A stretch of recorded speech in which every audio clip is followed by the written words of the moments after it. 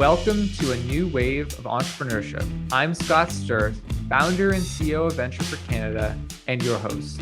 The focus of this podcast is to hear from changemakers and young Canadian entrepreneurs to learn about how they've developed their entrepreneurial mindset and skills. In season 2, we'll be chatting with young Canadians about their unconventional career trajectories and what it's like to be young entrepreneurial leaders. I'm excited to dive into these conversations about how to foster your entrepreneurial mindset and drive. Brittanny Danishevsky is a graduate of the Psychology, Brain, and Cognition program at the University of Guelph. After being introduced to the Toronto tech scene through Venture for Canada, she worked in sales at an educational technology startup. Interested in being more hands-on in the product development process, Brittany decided to return to school for a degree in computer science. She now works as a software engineer at a financial technology company called Synctera. Brittany is passionate about using tech for good and making software a more inclusive and welcoming career for all. Outside of tech, Brittany loves traveling, exploring Toronto's art and food scene, and working on her mental health podcast, High Functioning. Thanks for joining us today. We are super excited to have you on the program. How are you doing this morning? Thank you, Scott. I'm super excited to be here as well. I am good. I'm happy that it's raining a bit. It's not super hot in Toronto today. I didn't think I'd ever be happy that it's raining, but with the heat wave that we've had, I'm happy to have a little bit of a break from the sun. To kind of start the conversation off, Brittany, can you walk us through your career journey since graduating from the University of Guelph? And in particular, what was your journey to becoming a software engineer? So, like so many others, I graduated and had no idea what I wanted to do. The traditional options that were presented to me during my psychology degree, like academia or medical school, it just didn't really sit right. And I couldn't quite figure out why. I was told, why don't you just take the MCAT? Just take it so that you have the option. And I was like, I don't know, that costs money and it's a lot of time and I need to work during the summers. It just didn't seem like a feasible option.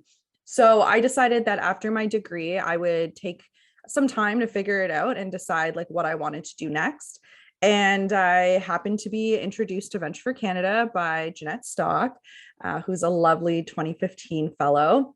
And I was introduced to it because her and I worked at a not-for-profit, a mental health not-for-profit in some years prior. And she also didn't really know what she wanted to do. And that Venture for Canada was a good path for her. And so she was, telling me about it. And so I applied, honestly thinking I'm a psych student, I don't have any business experience. there is no way that this is going to work. But I just remember really enjoying selection day and just really enjoying meeting everyone and feeling oh, maybe this tech startup thing could be for me. What is entrepreneurship?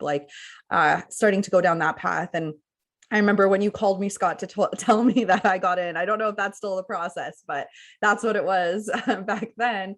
I was completely shocked, but so excited. And from there, I, joined a startup. I joined an educational technology startup that had a strong base in psychological research because I felt like I needed to make use of my degree. I needed it to be tangible for me. And I've learned a lot since then of how you can make use of a degree, even if it's not, cut and dry, clear on paper, how that works.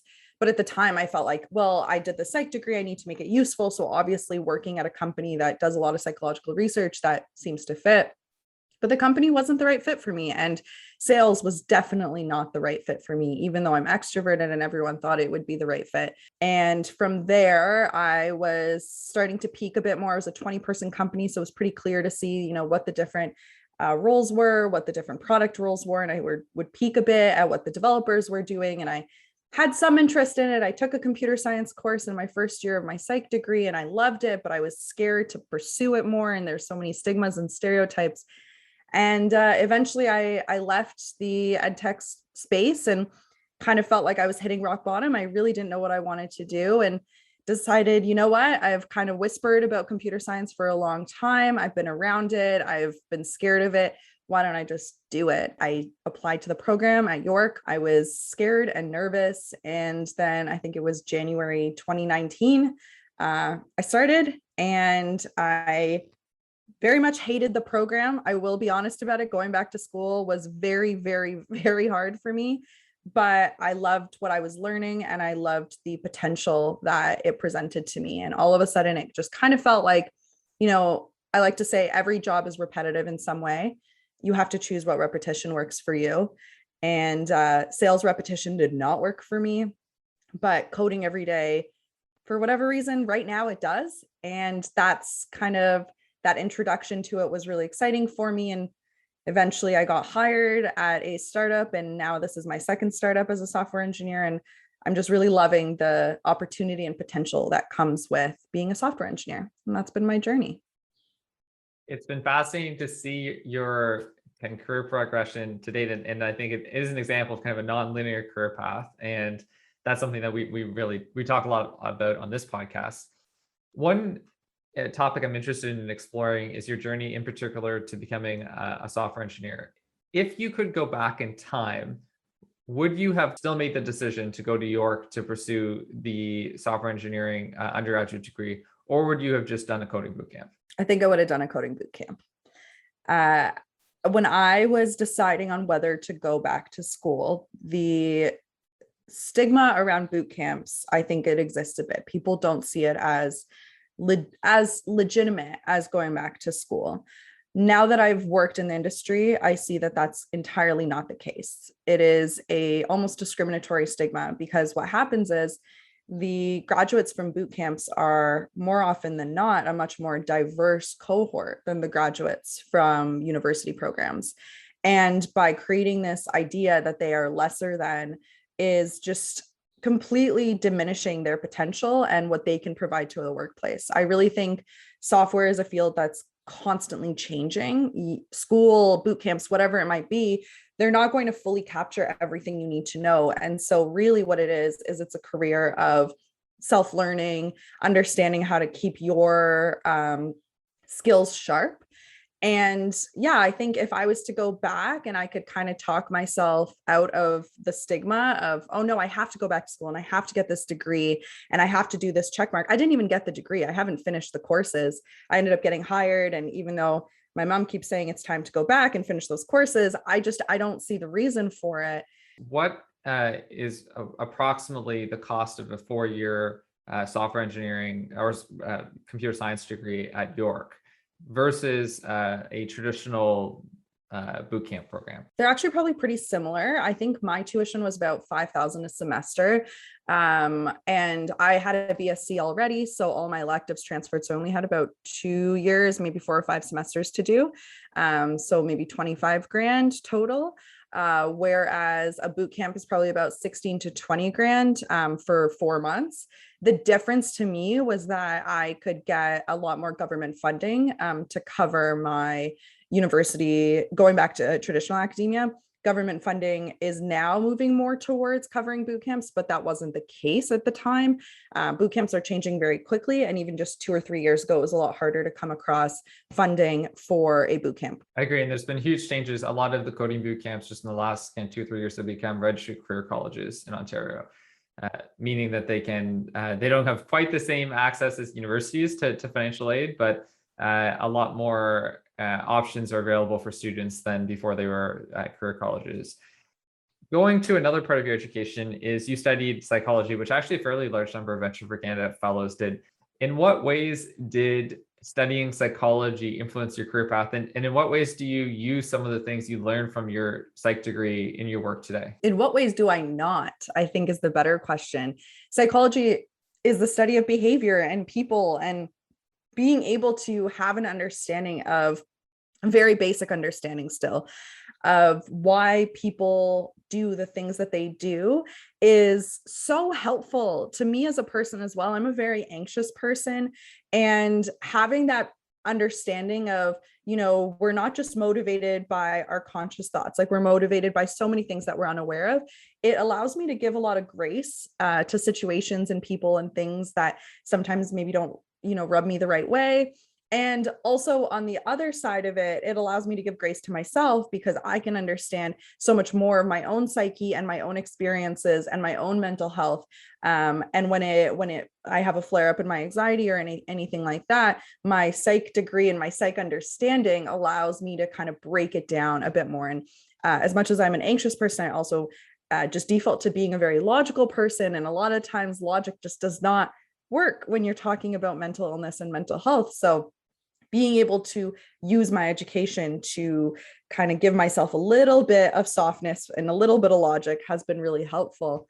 But in terms of my work as well, I just think understanding people when it comes to building products is just so vital. You work with people every day and you're building for people ultimately. You're building so that an end user in some way or another can benefit or find some ease from your product. And to be completely blind to psychological processes while you're building these things is just a disservice, not just to your company, but to the end user, and also to just the growth of this profession. You know, if we're going to keep building up this idea that we're introverts who sit in a basement and don't care about people, we're not doing justice to what the potential of this role really has. To me, software engineering is just a tool. Psychology is my knowledge and the knowledge base that I keep growing. So ultimately, I use my engineering skills to, in many ways, perpetuate the knowledge that I have and build out things that I'm excited about and work with people that I'm excited about. And, you know, psych really for me plays a role in all of that, in everything that I do, my work, my interpersonal relationships. It all sounds so fluffy, but I don't know, understanding people and understanding behavior is something I love. I love people and I love behavior, and any little bit of knowledge that I can hold on to and incorporate in my day-to-day life is something I hold near and dear to my heart. And knowledge of psychology, I think, is something that is so important. And I, in many ways, wish that it was taught in middle school and high school, because I think that it would be really helpful for people to have enhanced sort of self-awareness. And also, I think almost there are a few people who I guess who are perfectly neurotypical, but almost everybody has some kind of, or certainly everybody has some kind of influenced by cognitive biases in different kinds of ways. And I certainly wish that I had some knowledge of psychology earlier. During, I guess to personally experience shared, during the pandemic, I was diagnosed with the obsessive compulsive disorder. And it was something that, and for background, there's a lot of misconception about OCD, but people think OCD is just washing hands. It is a far more tricky thing, and actually diagnosed with it, not like saying that I have OCD, like but by a clinician. And, you know, I wish that I had more knowledge of what OCD was 10 years ago, because so many more things make sense in terms of behaviors. And while I thought, similar to you, that in many ways I can be very rational, when there's mental illness or when there's just different things, the reality is that we are often way less rational than we think. And there's all this other things going on in our heads. One point that really stuck out in my psych degree, and when I graduated, I realized a lot of folks don't actually realize this, is just how little control we have on our consciousness. I think when you do a psych degree, you just learn that our conscious thoughts is the tip of the iceberg, if that, you know, there's just so much underneath. And that's the basis behind bias. You know, we need bias because if our brain took in every single piece of stimuli that was around us, you know, we would implode. I think it's an evolutionary process to not be aware of your awareness almost. But it can also harm us in so many ways. It can create some really negative biases, some discriminatory biases. And of course, when mental illness comes into play and you think that, you know, you being just anyone, that when you feel like you need to be in control and you believe that you have control, and mental illness, you know, throws a wrench in that, it's very mind-boggling. It's very uncomfortable. But having had that psych degree, recognizing, you know, how little control we actually have and how much we are influenced by so much of what we're unaware of, it gives me some grace. But it also, on that same note, it gives me grace when it comes to mental health, but it also shows me how important it is to actively be working on our biases and be unlearning and just seeing all of that as a very fluid process, something that is, you know, soft and requires work, instead of just being like, well, I know my brain and I know that I'm not like this, or I know my brain and I know that I can control my anxiety or whatever it is. I definitely don't know my brain. None of us really do. And that's a big thing that if you don't do a psych degree, I think it's a hard thing to get comfortable with. The research of Daniel Kahneman, which I'm sure you're probably familiar with, I think is interesting. I recommend listeners checking out Thinking Fast and Slow, where he talks about systems one brain and thinking versus systems two, which I believe system one is the automatic. So it's the one that's kind of constantly operating. So everything from I want water, just different, like all these kinds of little things that kind of come up, versus systems two, which is our more deliberative kind of brain. And the reality is that systems one is actually what often calls the shots, but system one is often very illogical. And it's important, I think, it's an interesting kind of framework for people to think of. There's also over 150 different cognitive biases, and we are way less rational and it's on so many things, everything from, for instance, people often, when they're trying to sell something, they will overestimate the value of a product if they own it to attribution bias. You can go on Wikipedia and there's like 150 different ones. And I did that. I run some anti-bias workshops every once in a while. And one of the things I do is I present bias as not necessarily a bad thing or a good thing. It's just a cognitive process. And so I show the list on the Wikipedia list. And I always point out this one really funny bias, the IKEA bias. We are biased towards furniture that we have a hand in making. And so that's part of the reason why IKEA, I'm surprised by that bias, because I would like things to be built for me.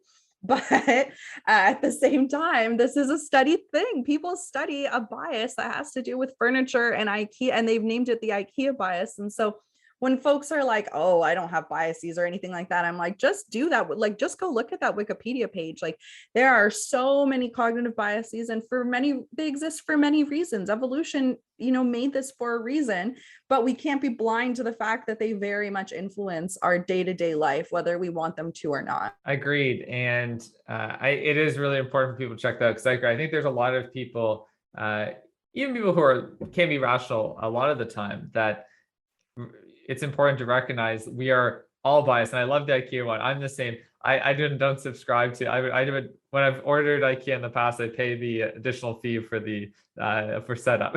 So, but I think that it's something where it's really important to recognize and to always have that back of our mind about, are we being rational? And is this a rational mind speaking, or is this it's sort of irrational mind? And in particular, to note that systems one is not an expert in statistics. So our automatic mind makes decisions that are often evolutionary. They were maybe things that were based on our need to survive when we were cave people, but today it influence us to make often decisions that are very irrational. So on the topic of bias, is you mentioned how during your experiences at York, you felt not that it wasn't an inclusive environment as a woman in STEM. Can you speak a little bit about kind of your personal experiences, and in general, what are the some of the barriers to break into science, technology, engineering, and math fields, but also in particular to break into software engineering as a career path? For sure. For me, I guess I'll start off with a story. I was in a class one day, and I, doing the class thing, taking notes, whatever. The class ends, and I had a question for the professor. I get in line at the front, just like every other student would, to ask the question to the professor. And when it gets to be my turn, I'm about to ask the professor a question. And before I even get a chance, he cuts me off and goes, "Oh, are you here for the next class? Don't worry, I'll be out of here in just a few minutes." And it may not seem like a big deal, but in that moment, I felt like I really don't belong here. The professors don't think I belong. The other students don't think I belong. So why do I think I belong? And so I think there's a few barriers that we need to consider when we're talking about entry into STEM for marginalized folks. I remember when I was doing my psych degree, this was a really kind of mind-shifting learning that I had. I worked in a lab for women's health and wellness, and one of the grad students was studying this women's empowerment camp for young girls. And I remember her saying, it's all fine and dandy that we have, all of these like rah women, like we can do it, all of that thing, like that's great. But if the systems don't change at the same time, you're going to have a really confident little girl trying to break the ceiling, just being pushed down by her surroundings. And ultimately, that's not actually making change. And so we have to actively change our own confidence and feel like we can overcome the stereotypes, but also change the system. And so when I went back to school, I felt like I had overcome my own stereotypes and stigma, and I built up the resilience and I built up my community of support. But the system, the overarching community, still hadn't made that change. And it was really hard. It's really hard to feel like you are different in any situation. But in that situation, for me, coming from a psychology program at a school that's like 80% women, it was a big shift. And those types of, microaggressions of, oh, are you here for the next class? That kind of stuff would happen all of the time. I would get talked down to a lot. I would get told, oh, you're coming here from a psych degree, like you're really going to struggle. When I would tell folks that I needed to work in the evenings and weekends in order to pay for school and pay for my own livelihood, they would offer to just do the work for me because it was going to be hard for me anyway. And I just remember being so frustrated by that because, of course, it was going to be hard, but it was going to be hard for everyone. And so for me, when I talk about the barriers, I think it's really, really important that if you're going into something where where perhaps it wasn't originally built for you, having your community of support and your own resilience skill sets is really, really vital, because there are going to be so many systemic things that try and break you down. But if you can, you need to stay, because the only way those systemic things are going to change is if we continue to force them to change. If I continue to put myself out there and say, hey, I'm a software engineer, I do not code 40 hours a week, I could not be fussed to watch Star Wars, I've never played Dungeons and Dragons in my life, here are all these stereotypes that people think of software engineers, I break all of them, but come with me and I'm going to bring you on this journey, and together we're all going to start changing these stereotypes so that we don't have to be super resilient and have this huge community of people in order to get through what should just be an educational experience. So that's kind of where I stand. It's not easy, and not everyone needs to be that person that says, come with me. But I was really lucky to have so many wonderful support systems that allowed me the confidence and the ability to push through a lot of those barriers, and also now stand proud and say, I'm going to change that. I'm going to help change the system so that other folks don't feel like pursuing a degree in software engineering is such a radical thing. It really should not be this radical thing. Around 20 years ago, President George W. Bush, of all people, he said in a speech, and it's probably one of the lines that is quoted the most from him, and I'm not somebody who normally would quote President George W. Bush, but I think that this quote is quite insightful, is he talked about the soft bigotry of low expectations. And I think it's that line is something that often will come into my head in thinking about various topics. It is integral for Canada, and it's also just to have the science, technology, and engineering and math community be as diverse and inclusive as possible. And I agree, there's still, I think the Canadian startup community has made some progress, but I think in particular, when you look at a lot of engineering teams, they are not nearly as diverse as they should be. And there's still a lot of progress that needs to be made. There's just absolutely no reason for them not to be diverse. Like when I think about my rational mind and I sit down there and I go, okay, well, what are the actual skill sets? Like, what is it that we're missing? There's no reason why folks of all, shapes, sizes, walks of life can't succeed in this field, other than the societal constructs that we've put on it. And if you actually look at the history of software engineering, the history of computing, for a long time, it was a woman's role. It was seen as, kind of bottom of the barrel. You're just crunching numbers. You weren't seen as a valuable member. And so it was, in many ways, the whole career and profession of software engineering was started by women. There's Dame Stephanie, I'm forgetting her last name, but she was a British woman who recognized the power and flexibility of a career in software engineering or computer science. and she started a firm and only hired working moms because the flexibility of the role, this was a very long time ago, obviously, I think it was punch cards. They were doing the punch cards. Whatever it was a community of women that she was empowering to do this work because it was flexible and it required a lot of attention to detail. And, who's more detail oriented than moms? I really don't know. So she had this big firm, and eventually, she was sued because she wasn't allowing men in her firm. And of course that, there's a bigger picture issue there. But at the end of the day, it's just, there's so much history of marginalized folks building up these professions and then being pushed out of them when they become more lucrative or when they become more, substantial. And we just need to push our way back in. I mean, I say that with a grain of salt. Not everyone needs to be the pusher. It's exhausting. But I intend to be a pusher because, again, there's absolutely no reason that we shouldn't have our voice heard. We shouldn't be there. And, going back to psych, I'm rambling, but going back to psych, the whole ideas of groupthink and yes, people, you can really get stuck in just continuing the status quo if you don't have folks of all walks of life in the room. And if you don't create an environment where all of those folks feel comfortable to speak up. And that's why we've ended up with technology, cameras that can't properly photograph dark skin, or the skin thing is actually a big one. I'm wearing an Apple Watch. There were early iterations of the Apple Watch that couldn't actually catch the heart rate of folks with different skin colors because it wasn't tested on those folks because they weren't in the room.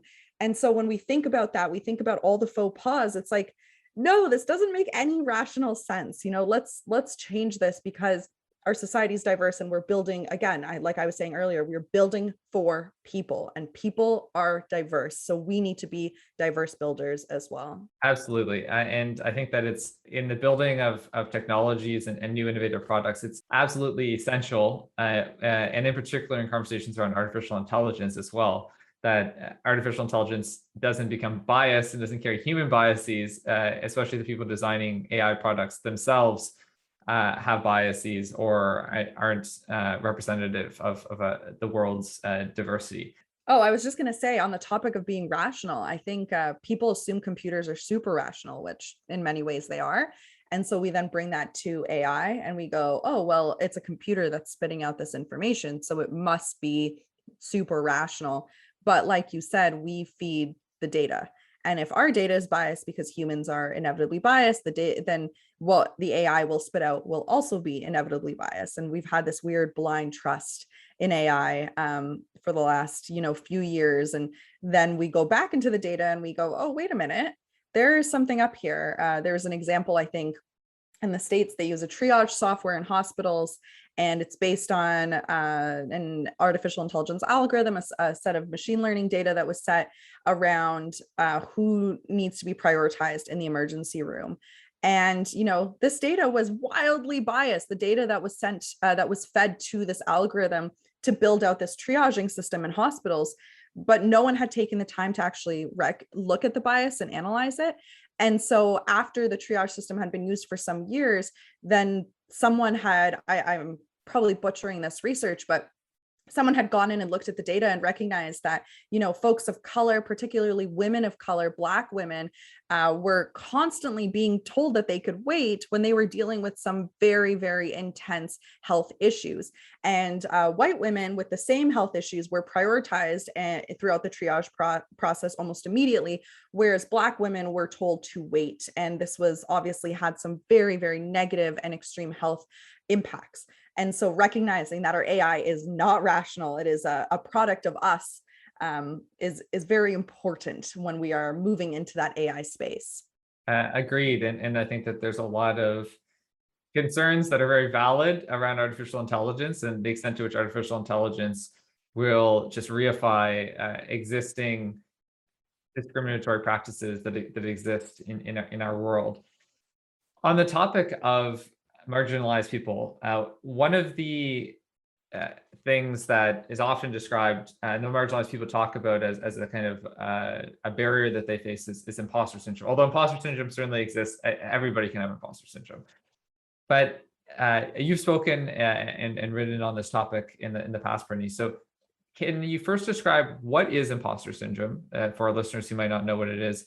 And then what are your tips for how somebody can manage or deal with their imposter syndrome? Imposter syndrome, I think it presents itself differently in everyone, but for me, it's that feeling of not being good enough, that someone's going to find out that they made a mistake on you. I just recently switched jobs, and yeah, I got my offer letter and I went, oh, no, no, no, this must be a mistake. And that was imposter syndrome at its finest, rearing its head.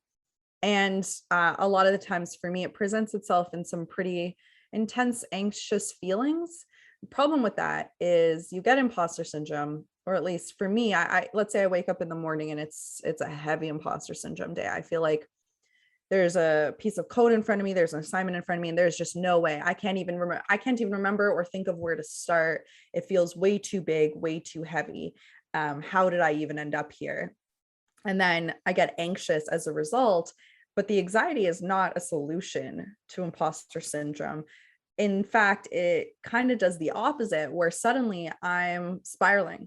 I'm telling myself, oh, I can't do it. My anxiety goes up. It blocks me from actually being able to do it. So then I'm reaffirming the idea that I can't do it. And that cycle keeps on going and going and going. And then I don't do it, or I talk myself out of doing it, or I end up trying to find a way to get someone else to do it because I just don't feel capable. And that is something I know I deal with. I know a lot of my friends deal with. We talk about it a lot, of feeling almost, not that we don't deserve to be in the room, because we do. We know that we've worked hard, but in that moment that someone's going to say, well, is this enough? And kind of question your work and your journey. That's what imposter syndrome is to me. And the way that I've dealt with it, yesterday, actually, I was on a panel for the VFC training camp, and we were asked about imposter syndrome. And Lucia, who's also a 2017 fellow, gave this brilliant piece of advice that I really liked about grounding yourself in one piece of your identity that you're confident in. For me, that would be my communication skills. I know that I can kind of talk my way through anything. And so even when Lucia's example was, even when you're feeling imposter syndrome about something else, go back to that place of confidence and kind of go from there. I think that's really incredible advice. The advice that I would personally give is a lot more micro, kind of what I do on those mornings that you wake up and there's like, you feel like you cannot tackle anything. And that is hit the low hanging fruit.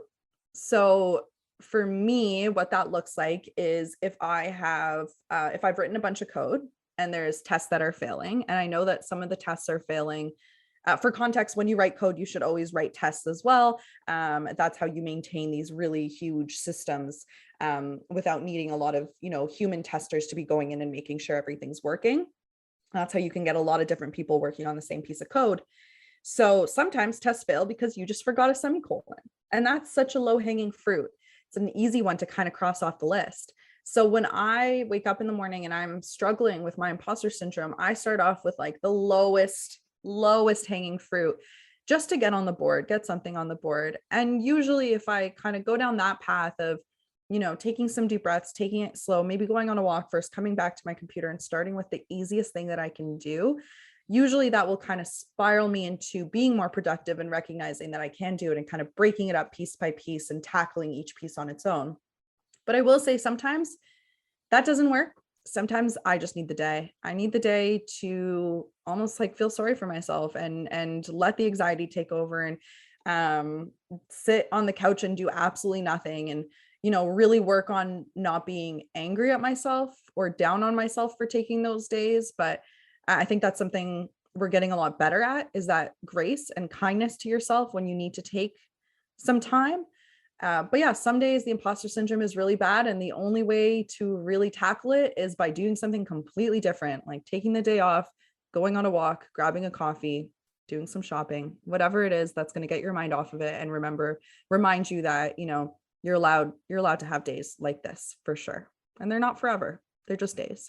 One thing I think that is particularly important for people who, if you have a mental illness or if you're just experiencing mental distress, that I think is helpful is the concept of kind of self-acceptance and self-compassion, which I think are linked.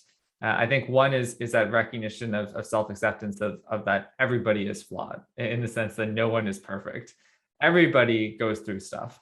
And that's not to say that's not sort of suck it up, deal with it. But that there is something in the shared compassion and the shared humanity of all of the challenges that people face. And it's proven actually in studies to I think help people. The other thing I think that is really important to note is that self-compassion piece. So it goes, self-acceptance is, I think, is that radical recognition of all of who you are, including if you have mental illness or challenges, or you're particularly irrational about a certain thing, accepting it and saying that is a part of who you are. That is a part that will always be a part of who you are. And part of your job on this earth is managing that. And some people have physical disabilities and there's hundreds of different disabilities. Some people have mental, and sometimes it's mental illness. Sometimes it's just some people are more prone to anxiety or depression. But I think that self-acceptance piece, I've talked to various people who have different mental illnesses, and that's what they've said has been something in their journey.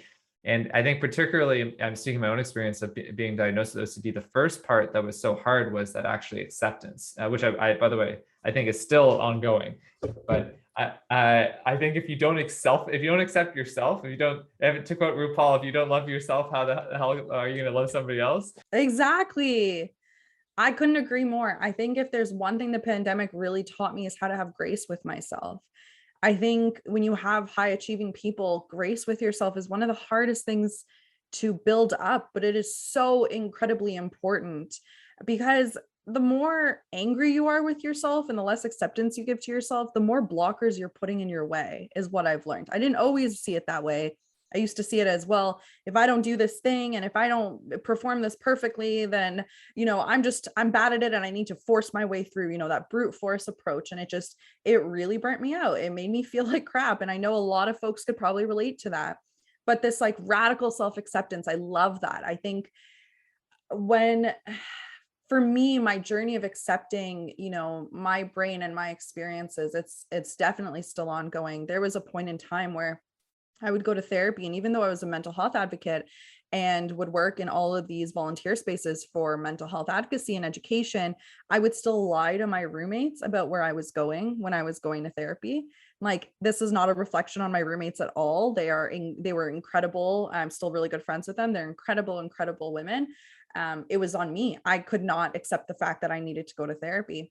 When I started medication, I had a really hard time telling people. I even sat with the bottle of the pills for a week before I finally mustered up even the slightest bit of courage to take just one pill. And once I took that one pill, I was like, okay, there's no going back. I already took one.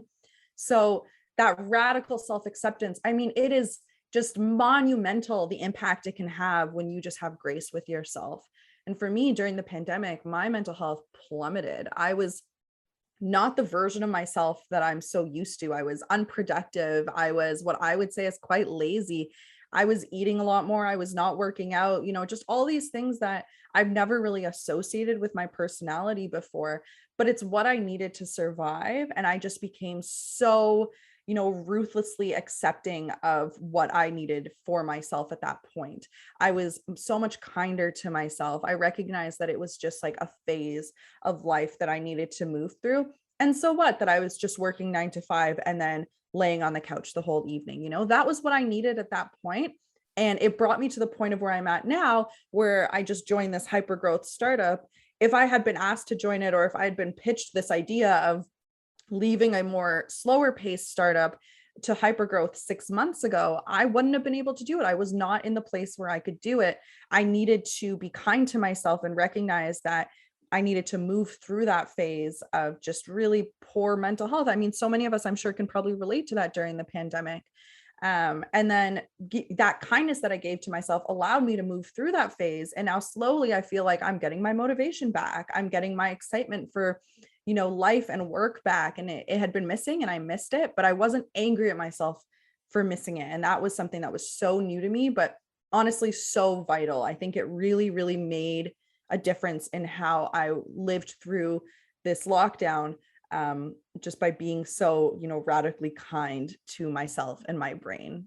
Recently, this past weekend, I read for the first time actually the Brene Brown book, which I feel like puts me in perhaps not the demographic that often reads Brene Brown. I read her book on shame, and one of the things that she talks about is the prevalence of shame in our society, and a feeling by many people, and by the way, there's a distinction between shame and guilt.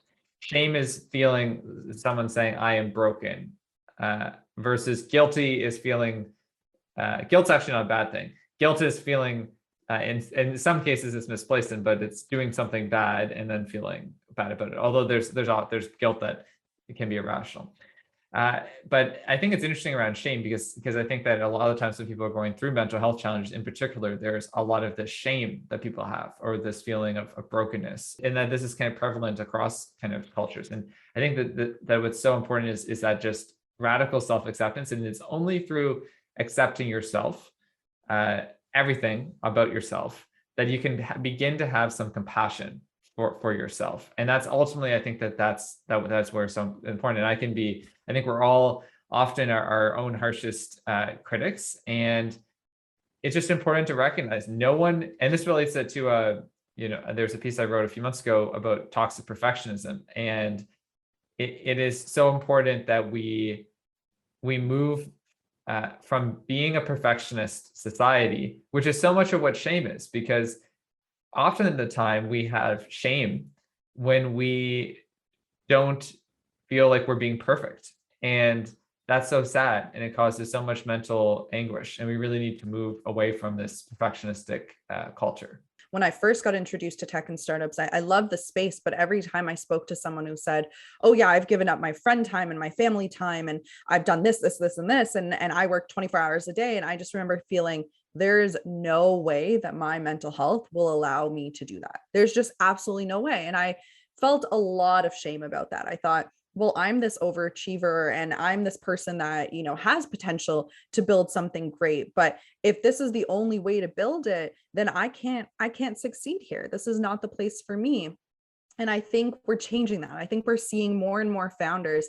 I mean, the founder of Bumble, she went and did her IPO with her baby in her arm. And as a woman, that's something that, seeing that is really important to me, because it reminds me, no, there are other ways to do this. There are ways to do this that comes with rest and compassion and self-love and kindness. And of course, that doesn't mean that you don't work hard. You work really hard, but there's a way to do that without feeling like, you need to overwork yourself and prove that you are the absolute most perfect machine robot in the world, because I am not a robot. I will never be a robot. And I need my friends and my family and my rest and my yummy restaurants. I need that to survive. And I'm not willing to give that up to build something. In fact, I think giving that up will prevent me from building something. And I like that we're seeing more and more stories and experiences like that from founders and entrepreneurs all across the tech scene.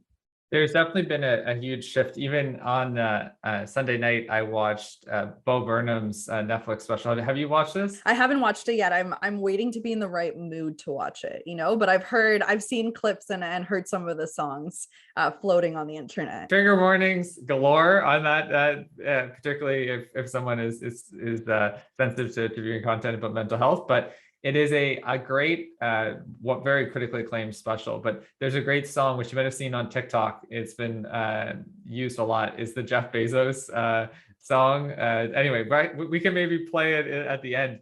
But it kind of mocks sort of tech culture and I would say entrepreneurship glorification, which is kind of funny, as this podcast is called New Wave of Entrepreneurship. But one of the goals, I think, of the podcast, and to some extent Venture for Canada, is this recognition of redefining entrepreneurship, that it's not just about kind of hustle and becoming a billionaire, but that it's about actually how to make the world a better place. Even 5 years ago, I think the culture around entrepreneurship was a lot different in Canada. And I'd still say that there's a lot of Gary Vaynerchuk quoters and different hustle type stuff out there, but we have made a lot of progress, and it would be exciting to see how the entrepreneurial community looks like in the coming years. For sure. I remember when we did an episode about this in the podcast that I've done with my friend Amira, High Functioning. We did an episode about hustle culture. And we polled some folks on Instagram, does it work for you or does it not? And what surprised me is that sometimes it does work for people, right? Like some people really resonate with that kind of motivation, that kind of forceful motivation. My friend Jay, she's also a VFC fellow. As you know, she was our valedictorian in for our 2017 cohort. We always laugh at our different workout styles. She loves, Fit Factory, where they yell at you. Whereas like I love yoga, where they tell me to just take things at my own pace. So everyone has their own way of motivation. And what I'm liking about where the tech space is evolving is it's giving us more role models.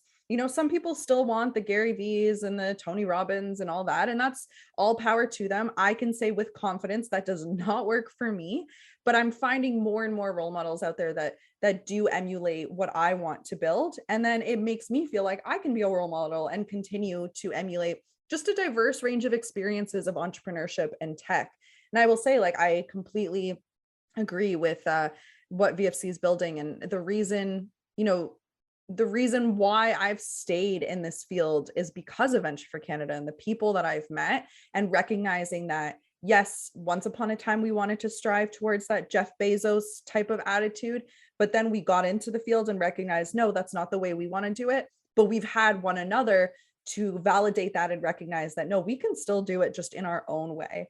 And I'm just almost obsessed with the idea of doing it in my own way. And as I get further in this career, I do intend to build my own thing one day. And I want to do it with that compassion and that kindness. And, some people don't think that's possible, and I'm willing to try it out and see, but it's so important to me to rest and to love and to be kind. Like these are just such vital parts of who I am as a person, that if I don't bring that into something that I'm building, if I don't bring that into entrepreneurship, that I'm entirely failing who I am as a person.